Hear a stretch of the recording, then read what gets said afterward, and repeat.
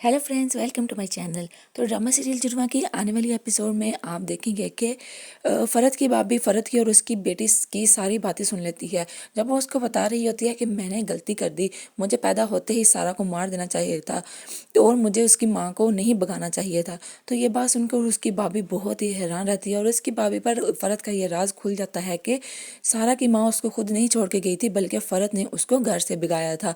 तो फ़रत अब बहुत ही ज़्यादा परेशान हो जाती है। वो अपनी भाभी के पास जाती है और उसको कहती है कि मैं तुम्हारा इस घर में जीना हराम कर दूंगी, खबरदार जो तुमने भाई साहब से कोई भी बात कही तो। फ़र्क कहती है कि मैं तो उनको ज़रूर बताऊंगी, मैं उनको बताऊंगी कि वो कैसे आपने उनकी ज़िंदगी के साथ खेला है और उनकी ज़िंदगी को तबाह बर्बाद किया है। तो फ़रत कहती है कि ये घर मेरा है, मेरे भाई का घर है, यहाँ मेरा ही हुक्म चलेगा, जो मैं चाहूँगी वही होगा। और मैं अपने बेटे से सारा की शादी करवा के रहूँगी और उसकी सारी दौलत हासिल करके रहूँगी।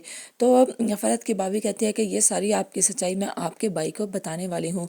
तो फ़रत जो है वो उसको डराती धमकाती है और कहती है कि अगर तुमने ऐसा किया तो मुझसे बुरा कोई नहीं होगा। जिस तरह से मैंने सारा की माँ शाजिया को इस घर से भगाया था, मैं तुम्हें भी इस घर में नहीं रहने दूंगी, तुम्हारा जीना हराम कर दूंगी। उधर सरमद भी बहुत परेशान है। ज़ारा के इनकार के बाद वो उसकी अम्मी के पास जाता है, कहता है कि आंटी आप ही ज़ारा को समझाइए, मैं उससे बहुत प्यार करता हूँ और हर कीमत पर उसको हासिल करना चाहता हूँ, अगर वो ना मिली तो मैं सबको तबाह बर्बाद कर दूंगा।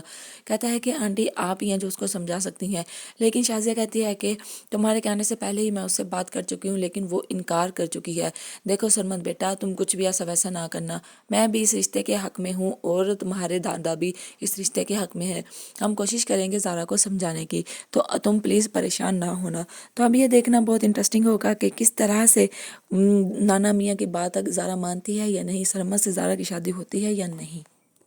तो मज़ीद आने वाली अपडेट्स जानने के लिए चैनल को सब्सक्राइब तो आपने कर ही लिया होगा। Thank you so much. Allah हाफिज़।